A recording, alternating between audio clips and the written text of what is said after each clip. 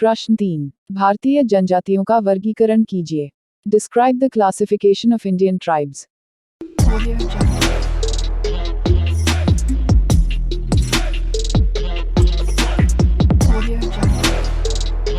उत्तर। जनजातियों का वर्गीकरण। Classification of tribes. भारत एक विशाल क्षेत्र वाला देश है। इसके अनेक भूभागों में बसने वाली जनजातियों को एक ही श्रेणी में नहीं रखा जा सकता है, अतः इनके वर्गीकरण के आधार भी भिन्न भिन्न हैं। भारतीय जनजातियों का वर्गीकरण सामान्यतः 5 आधार पर किया जाता है। 1. भौगोलिक या क्षेत्रीय वर्गीकरण। 2. प्रजातीय वर्गीकरण। 3. सांस्कृतिक वर्गीकरण। 4. भाषा के आधार पर वर्गीकरण। 5. अर्थव्यवस्था के आधार पर वर्गीकरण। भौगोलिक अथवा क्षेत्रीय आधार पर जनजातियों का वर्गीकरण, क्लासिफिकेशन अकॉर्डिंग टू जियोग्राफिकल और रीजनल बेसिस। भौगोलिक दृष्टि से भारतीय जनजातियों को कई भागों से विभाजित किया गया है, जिनमें गुहा तथा मजूमदार का वर्गीकरण उल्लेखनीय है। बी सी गुहा ने भारतीय जनजातियों को 3 बड़े भौगोलिक क्षेत्रों में बांटा है। 1. उत्तरी एवं उत्तर पूर्वी क्षेत्र, जो कि उत्तर में लेह से लेकर पूर्व में लुशाई पर्वत तक फैला हुआ है। ये तो लेटेस्ट न्यूज़ है। 2. मध्यवर्ती क्षेत्र, जो गंगा नदी के दक्षिण तथा कृष्णा नदी के उत्तर तक फैला हुआ है। नर्मदा तथा गोदावरी नदियों के बीच के पर्वतीय प्रदेश में अति प्राचीन काल की जनजातियां निवास करती हैं।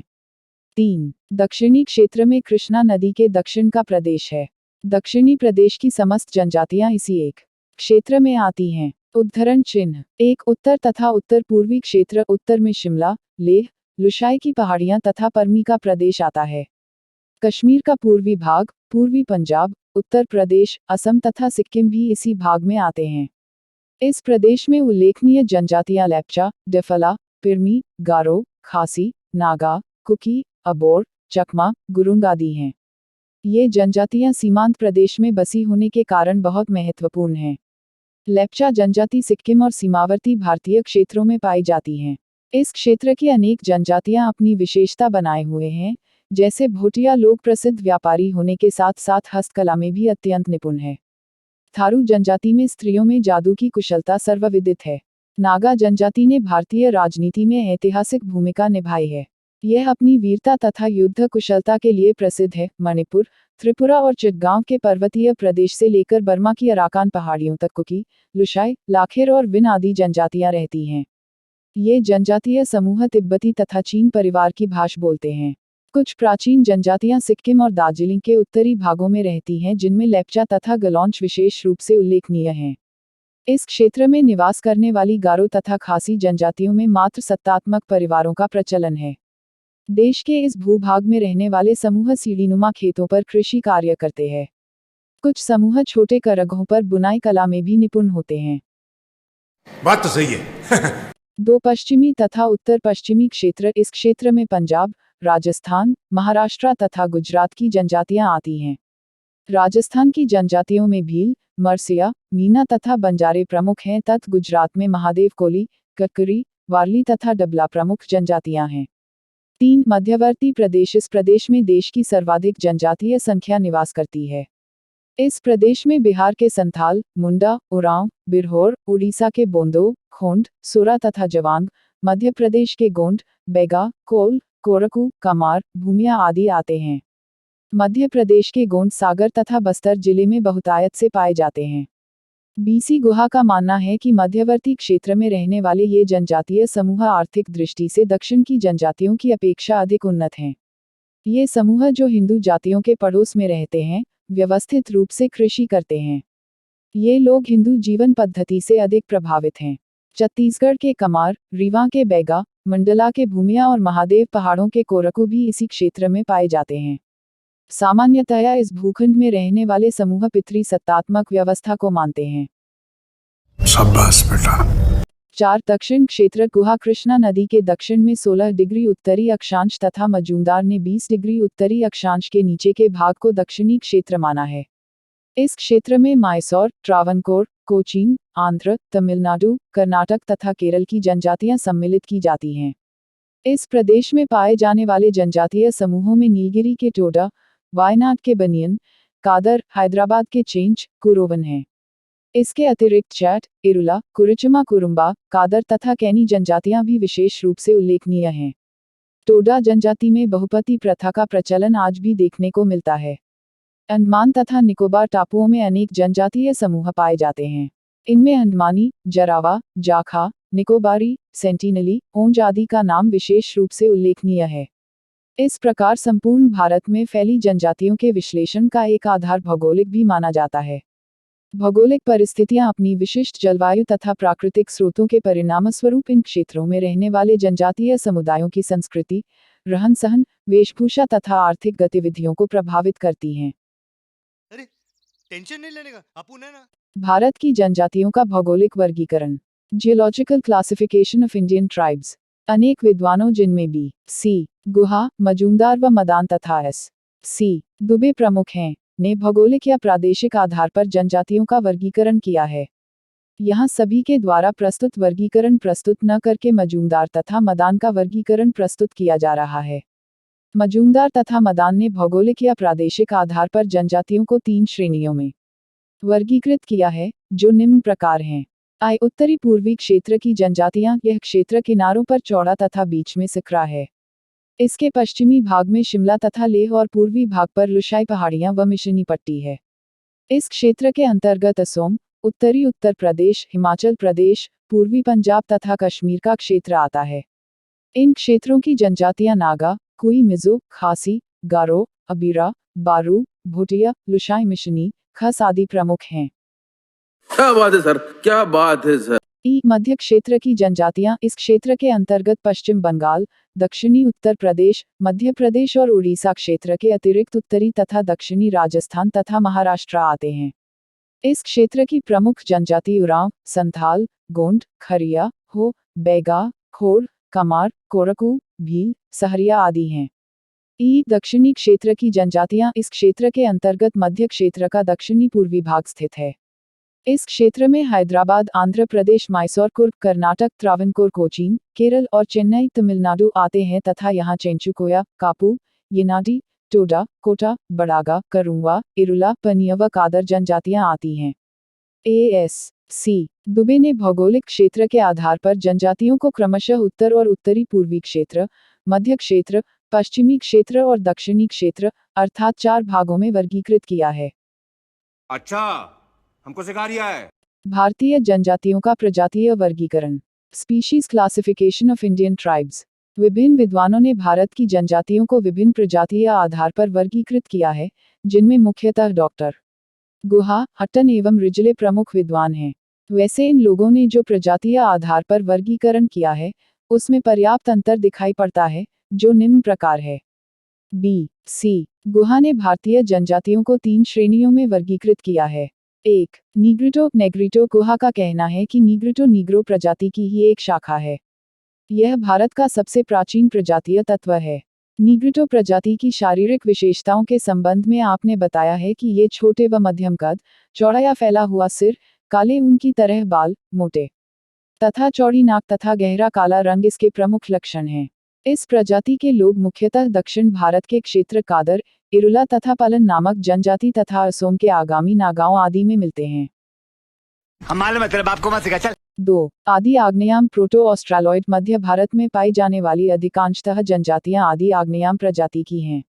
भील तथा चंचू जनजातियां इसी प्रजाति की मानी गई हैं। इस प्रजाति की मुख्य शारीरिक विशेषताएं कद छोटा, चौड़ा व छोटा चेहरा, ऊंचा सिर, मुंह आगे की ओर उठा हुआ तथा चपटी व छोटी नाक आदि हैं। 3. मंगोलार्ड, मंगोलॉइड। मंगोलार्ड प्रजाति 2 शाखाओं के रूप में जनजातियों में देखी जो सकती है। चौड़े सिर वाले तथा लंबे सिर वाले मंगोल। इस प्रजाति की मुख्य विशेषताएं मध्यम कद, हल्का पीला रंग, सीधे बाल, लंबा सिर, चप नाक व अधखुली आंखें होती हैं।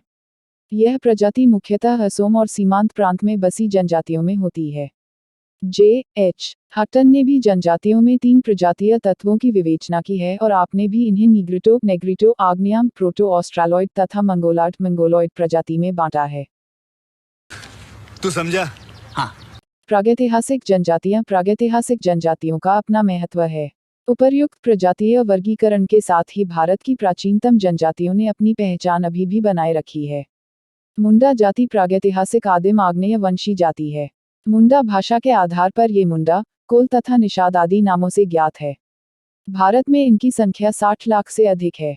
इनमें संथाल, भील, कुरुंग, मुंडा शबर, जुंग तथा कोक जनजातियां सम्मिलित हैं। आदिम मुंडा या कोल जाति की सभ्यता अनेक युगों से अक्षुण्ण है। यह समझा जाता है कि प्रागैतिहासिक आदिम आग्नेयवंशी जातियों का उद्भव मध्य एशिया या दक्षिण पूर्वी भाग में हुआ था। यहाँ से यह जातियां दक्षिण की ओर व्याप्त होकर भारत के कई भागों में फैल गईं। डॉक्टर हेडन के मतानुसार मुंडा भाषी लोग भारतीय द्वीप समूह में गंगा की अंतर्वेदी और पश्चिम बंगाल के मूल स्थान से ताम्रकाल कॉपर एज में पश्चिमी भारत में फैल गए। हमारे देश की प्राचीनतम संस्कृति एवं भाषाई दृष्टि से मुंडा तथा संथाल जनजातियां महत्वपूर्ण हैं। भाई साहब कुछ ज्यादा नहीं हो गया ये? सांस्कृतिक आधार पर जनजातियों का वर्गीकरण। Classification of Indian tribes on cultural basis. भारतीय जनजातियों का सांस्कृतिक आधार उनकी संस्कृति है।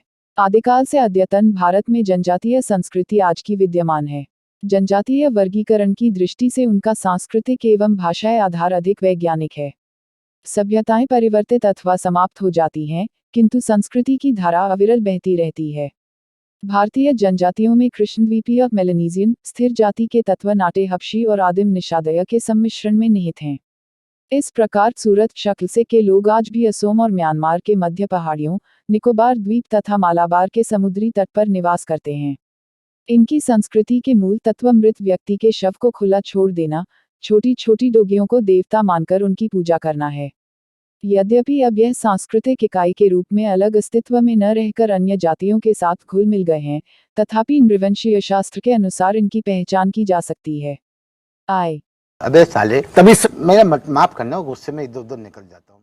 आदिम आग्नेयवंशी जाति की सांस्कृतिक देन निषाद वंश अथवा आदिम आग्नेयवंशीय लोगों ने हमारे देश में नवपाषाण युग की नींव डाली थी। मिट्टी के बर्तन बनाने के साथ ही भारत की प्राचीनतम मुंडा भाषा का प्रयोग इन्हीं लोगों ने किया था। मुंडा भाषा आज भी लद्दाख और सिक्किम के बीच, हिमालय के भीतरी भाग, पश्चिमी मध्य प्रदेश और दक्षिण भारत के गंजाम और विशाखापट्टनम के पहाड़ी भाग में जीवित है।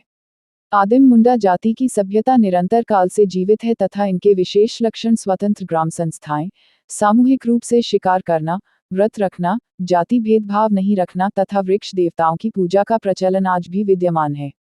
इससे जनजाति की सांस्कृतिक पहचान स्थापित है। बिल्कुल चुप। भारतीय जनजातियों का सांस्कृतिक वर्गीकरण। Cultural classification of Indian tribes. सांस्कृतिक आधार पर वर्गीकरण प्रस्तुत करने का श्रेय वेरिया इल्विन को है, जिन्होंने भारतीय जनजातियों को 4 सांस्कृतिक आधारों पर वर्गीकृत किया है, जो निम्न प्रकार हैं। 1. प्रथम वर्ग में वेरिया इल्विन ने उन जनजातियों को माना है जो कि आदिम स्थिति में जीवन व्यतीत कर रही हैं।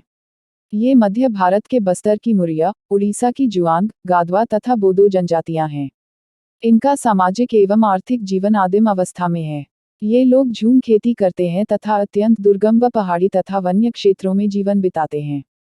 2. द्वितीय वर्ग में इल्विन ने ऐसी जनजातियों को लिया है जिनके आदिम जीवन में परिवर्तन होना शुरू हो चुका है। ये झूम खेती को ज्यादा महत्व नहीं देते और अपने परंपरागत रीति रिवाजों को मानते हैं। 3. तीसरे वर्ग में इल्विन ने उन जनजातियों की चर्चा की है जो कि बाहरी संस्कृति से प्रभावित हुई हैं तथा बाहरी संस्कृति के संपर्क में आने के कारण इनकी स्वयं की संस्कृति मिटती जा रही है और इनका परंपरागत सामाजिक, आर्थिक, धार्मिक व सांस्कृतिक जीवन नष्ट होता जा रहा है। कंट्रोल। 4. चौथे वर्ग में इल्विन ने उन जनजातियों को रखा है जो कि प्राचीन कुलीन वर्ग की जनजातियों का प्रतिनिधित्व करती हैं। ये जनजातियां बाहरी संस्कृति के संपर्क में आने के पश्चात भी अपनी परंपरागत संस्कृति को बनाए हुए हैं। इस वर्ग में भील व नागा जनजातियों को रखा है। भारतीय जनजातियों का भाषाई वर्गीकरण। Linguistic classification of Indian tribes. भाषा के आधार पर भी भारतीय जनजातियों को निम्नलिखित वर्गों में विभाजित किया गया है। आग्नेय भाषा परिवार, इसमें मध्य तथा पूर्वी भारत की कोल या मुंडा समूह की भाषाएं या बोलियां बोलने वाली जनजातियां आती हैं। इस प्रकार की भाषाएं बिहार, उड़ीसा, पश्चिम बंगाल और असम में प्रचलित संथाली, मुंदारी, हो, भूमिज, गारो तथा खासी जनजातियों में बोली जाती हैं। द्राविड़ भाषा परिवार, यह भाषा बोलने वाली जनजातियां मध्य तथा दक्षिणी भारत में पाई जाती हैं। इस वर्ग की जनजातियां इस प्रकार हैं: उड़ीसा की खोख या कांध, बिहार तथा उड़ीसा की कुई, उरांव, राजमहल पहाड़ियों की माल्टो, टोडा, मलेर पोलिया, सावर, पनियन, चंचू, इलुरा, कादर आदि जनजातियां भी द्राविड़ बोलियों का व्यवहार करती हैं। उद्धरण चीनी तिब्बती भाषा परिवार। इनका व्यवहार हिमालय के दक्षिणी ढालों में रहने वाली पंजाब से भूटान, उत्तर पूर्वी बंगाल और असोम तक फैली हुई जनजातियां करती हैं। असोम की नागा, कुकी, आवर, खासी, मिकिर आदि जनजातियां इसी वर्ग की हैं। बंद करो हाथ जोड़ के मैं। अर्थव्यवस्था के आधार पर जनजातियों का वर्गीकरण। Classification of Indian tribes on economic basis. शिकार करने और भोजन इकट्ठा करने वाली जनजातियां, इस श्रेणी में कादर, मलायन, पलेयन आदि जनजातियां आती हैं। आर्थिक दृष्टिकोण से यह जनजातियां सबसे अधिक पिछड़ी हुई हैं और इसलिए जीविका पालन के लिए यह शिकार और फल फूल इकट्ठा करके लाते हैं, शिकार करते हैं या मछली पकड़ते हैं। पशुपालक जनजातियां। इस प्रकार की आर्थिक व्यवस्था में निवास करने वाली जनजातियों की प्रमुख विशेषता यह है कि लोग पशुओं को पालकर उनका दूध तथा दूध से बने सामानों को बेचकर अपना पेट पालते हैं। इस श्रेणी में विशेष रूप से हिमाचल प्रदेश के गुज्जर और दक्षिणी नीलगिरी के टोडा उल्लेखनीय हैं। खेती करने वाली जनजातियां। उत्तरी पूर्वी और मध्य भारत की अधिकांश जनजातियां इसी श्रेणी में आती हैं। इन जनजातियों को खेती करने का ज्ञान होता है, परंतु कृषि कला के उन्नत ढंगों से ये बिल्कुल ही अपरिचित हैं। दूसरे शब्दों में, इनके खेती करने के तरीके बिल्कुल पिछड़े हुए हैं, जिसके कारण पैदावार बहुत कम होती है। उद्योग में लगी हुई जनजातियां। भारतीय जनजातियों में कुछ जनजातियां इस प्रकार की भी हैं जो उद्योग धंधों में लगी हुई हैं। इसका सबसे प्रमुख कारण यह है कि इन जनजातीय क्षेत्रों में कुछ विशेष प्रकार के उद्योग धंधे पनप गए हैं और उनसे आवश्यक श्रमिक की पूर्ति जनजातियों को काम पर लगाकर की गई है। बिहार, पश्चिम बंगाल और असोम की कुछ जनजातियां इस श्रेणी में आती हैं। डॉक्टर मजूमदार और मदान द्वारा सांस्कृतिक दृष्टिकोण से भारतीय जनजातियों के वर्गीकरण को दो प्रक्रियाओं से प्रभावित दिखाया गया है। 1. सात्मीकृत असिमिलेट्स। 2. अनुकूलित अडॉप्टिव। किसी जनजाति द्वारा अन्य संस्कृति में समाहित होकर अपना सांस्कृतिक अस्तित्व नष्ट करना सात्मीकृत तथा इसके विपरीत किसी जनजाति की संस्कृति द्वारा अन्य का उपयोग न करना अनुकूलित कहा जाता है। इसी आधार पर उक्त विद्वानों ने जनजातियों का वर्गीकरण 3 भागों में किया है। प्रथम, उन्नत वर्ग के संपर्क से अप्रभावित। द्वितीय, ग्राम्य और नगरीय संपर्क में आने समस्याग्रस्त एवं तृतीय, ग्रामीण एवं नगरीय संपर्क में आकर भी अप्रभावित बनी रही। इसी आधार पर मजूमदार तथा मदान ने एल्विन के वर्गीकरण की आलोचना की है। वस्तुतः जनजातियां अन्य संपर्क में आकर भी अपना नैतिक आधार नहीं खोती हैं। जनजातियों को आर्थिक एवं सामाजिक सुरक्षा प्रदान कर उनको अक्षुण्ण बनाए रखना भारत सरकार तथा भारतीय समाज का प्राथमिक कर्तव्य है। ये चुप है। Are you comedy me?